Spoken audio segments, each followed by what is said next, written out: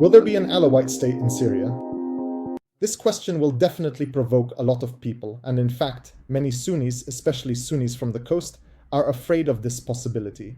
But we'll discuss why this feeling exists and why it might be illogical. Certainly, we all saw that al-Shibani, as the foreign minister of the interim government, traveled to Russia and met with the Russian administration. For the first time, a foreign minister of such a fragile, simple, and small state did this. Contrary to diplomatic norms, he ultimately met with President Putin himself, which is no small thing. So, what's the reason for this? We'll talk about all these points today. Certainly, Russia is keen on protecting its overseas interests and those beyond its borders in every location. As for Syria, it has 2 military bases there, so it's eager to maintain them. Also, Russia was a main guarantor for Bashar al-Assad's peaceful exit and for preventing clashes between the Syrian army and the forces of Hayat Tahrir al-Sham and for avoiding major massacres. This was agreed upon between the Turks and the Russians, and it became public. There's no longer any talk of victory or defeat and so on. No, what happened is done. We're talking about deep political matters here. So let's move beyond the childishness. Politicians try to talk to certain people in any case. When al-Shibani went, he had a main demand from Russia. First, in the Security Council, Russia has a vote and a very strong friendship with the Chinese, and today, among the fighters of Hayat Tahrir al-Sham, a large portion are Uyghurs. Therefore, it was required from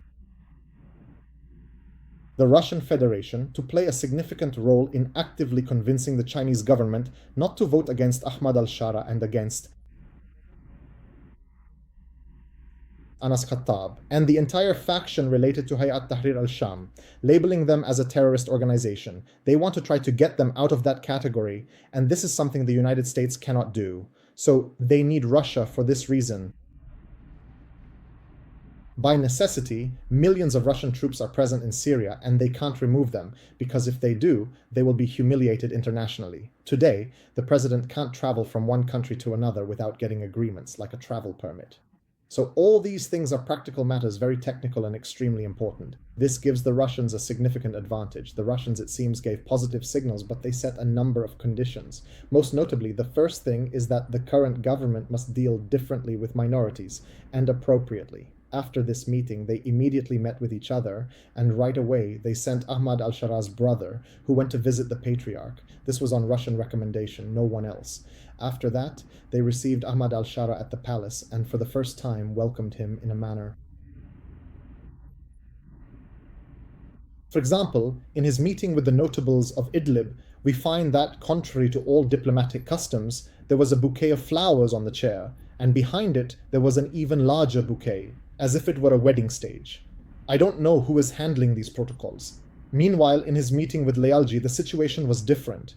He saw the presidential office, sat on a side chair, and was seated opposite the patriarch. There was a kind of courteous interaction. This point is very important in diplomatic customs for those who follow such matters. Some people say this doesn't matter, that he remains the president, and so on. But in the end, he will be subject to the well-known customs throughout the Arab world. The president, there is something called protocol. They should have a dedicated team to arrange these matters, and these are the protocols that Shar and his team are now learning well. Now, let's look at a very important aspect, Ahmad Shar. How large is the Sunni component present with you on the Syrian coast? He doesn't know. He says, we are one nation, and that's the end of the story. Okay, I want to go to the Alawite sheikhs, the sheikhs who have taught us everything. How many Alawites are there in the area? They don't know either. Remember in a previous video I told you the number of Alawites we have on the Syrian coast, or Alawites in Syria in general, is about 2,700,000. Of course, I mean by that not just the Alawites. There are also Morshidis and Shiites. The number could be a bit higher if we add the Shiites, so let's say, for example, 3 million, not more than that. How many of them are actually living on the coast? We don't know, because today there are many Alawites living in Damascus, and we don't know their exact number or percentage. This is a very important point. We don't have statistics on this. That's the first aspect. When you want to establish a religious state, you need to have statistics about the people and whom you are governing. The Sunnis present on the Syrian coast are city Sunnis. We find them in the city of Jable and the city of Latakia. These are their main centers. In the Arwad area, there are some and a few in the city of Tartus, but their number in Tartus is less than in the other cities. Now, if we look at the Salib Turkmen area, the Turkmen villages and Jabal al-Akrad and so on, the number there is large because of the high population density. If we go, for example, to the Palestinian Al-Raml area, most of them, according to the people of Latakia, are from the Jisr al-Shugur area and east of the Orontes. Will these areas be administratively treated as residents of Latakia or as residents of Idlib? This is not clear. So we need these statistics to know the real population size for this point. Christians are present in Tartus and Latakia as governorates, and their presence is by no means small, absolutely not. I imagine their presence is above 15 or 18%, especially in these two governorates, because there's a very high concentration of Greek Orthodox Christians in particular. If we look at the villages near Homs that belong to Tartus, they are all Christian villages, entirely Christian. You might say that a large portion of them are expatriates. Yes, that's correct. Many of them are expatriates, but they are still counted among the population. This is a point you might want to follow up on. And the villages are not empty. They're not like the Christian villages in Idlib, where the population in winter is only 200 to 400. No, their numbers are much higher than that. If we go to the city of Latakia, there is a large presence there. If you look during the holidays, you'll see that the churches are completely full, and the population density means that each church serves a large number of people. So this gives you an indication of how active the community is and how dense the population is. Now, a very important point, certainly the Sunnis in the city have their concerns. Even when I talk to them, they say, no, we don't want separation. We don't want federalism. They're even afraid of the word decentralization.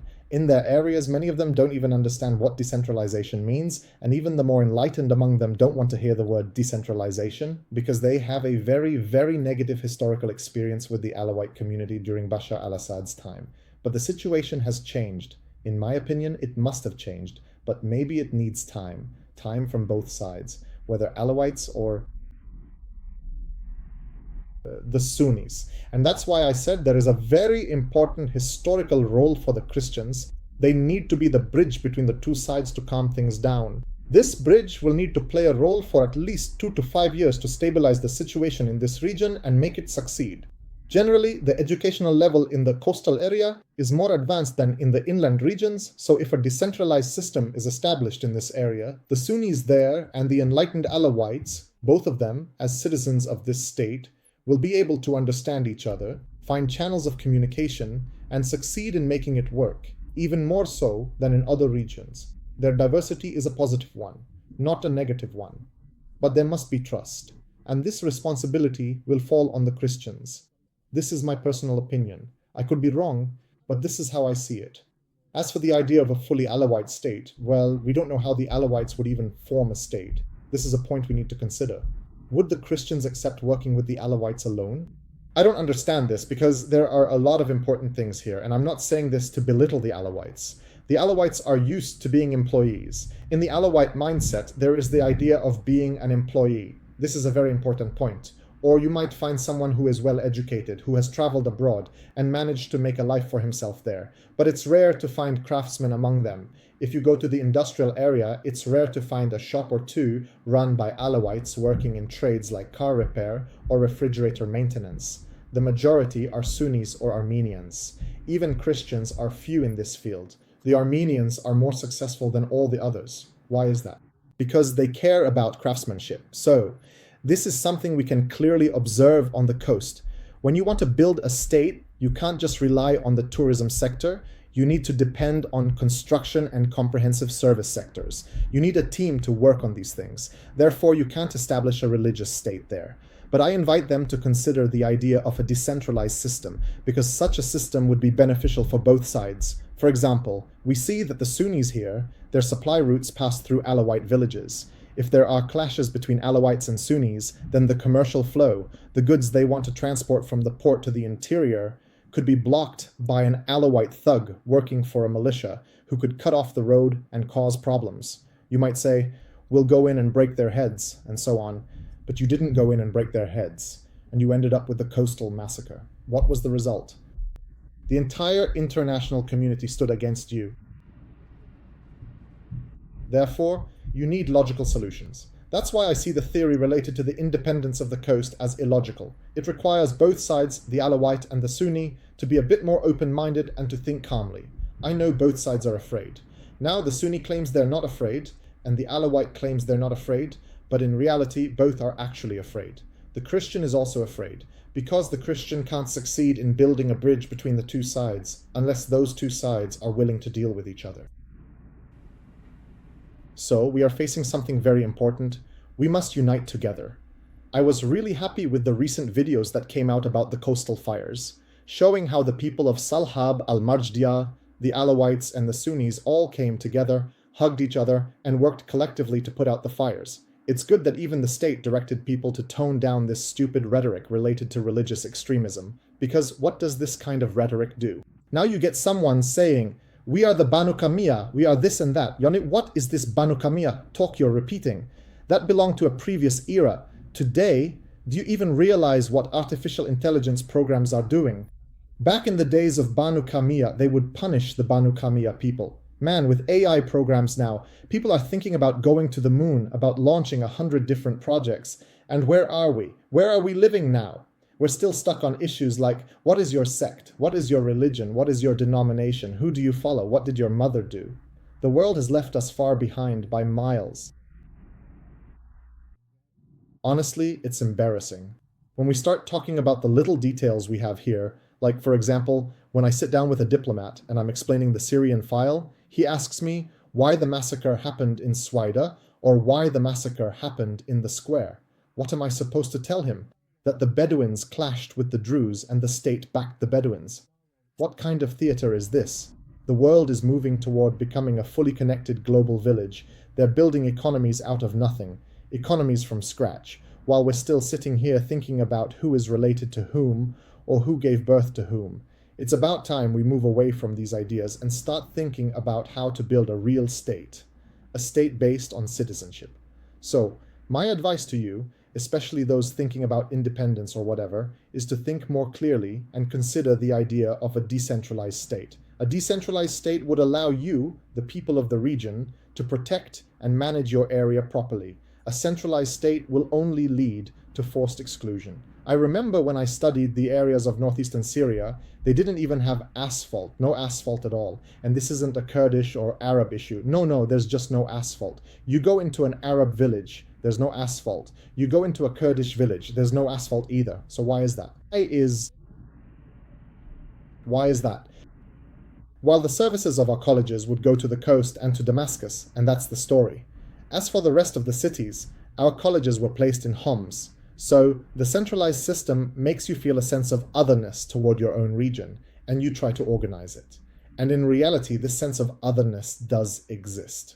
I remember, for example, when I used to travel anywhere in Syria or even abroad, if I met someone from any sect, from any background, I would feel my heart drawn to them.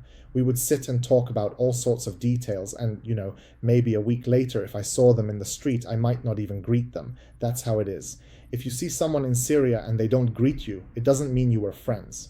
But outside, you feel this warmth in your heart for someone from your area, from your environment. After every TV interview, I'm surprised that more than one person from my city sends me messages, happy to have seen me, happy about it. And why do they do this? Not because they're happy with the way I spoke or anything like that. No. They're just happy that someone from their city appeared on TV, that they saw someone from their area. This environment, we call it regionalism. Regionalism is much more important than religion, folks. And this is much more important than many other ideas, because what connects, for example, a Christian, a Sunni, and an Alawite together on the coast is much stronger than what connects a Christian. Like, I feel more connected to those people on the coast than I do to someone, say, a Christian from Kamishli, even though I come from Christian origins. I feel a much stronger connection with them. Why is that? Because we have things in common. I mean, we live on the same street, we meet the same people, we eat the same foods, and so on. So you have unique words. I mean, for example, when I open YouTube every few days, I get these trends, like someone visiting a restaurant in Latakia, a local place that serves falafel, shawarma, or whatever. I find myself opening the video and watching it all the way to the end. Meanwhile, if there's a political interview with a well-known writer or something like that, I just watch the beginning, get the main point, and move on. But with these local videos, I watch them all the way through because my city means a lot to me. It's in my memory. This is the important point you should expect in a decentralized situation. Don't be afraid of it, everyone. At the same time, we love the whole country, we love all its people, and we love everything in it. But it needs some wisdom and vision for us all to succeed. Yes, we can build a beautiful country, but the state needs to be flexible, and at the same time, the people need to be flexible. That's the end of my point.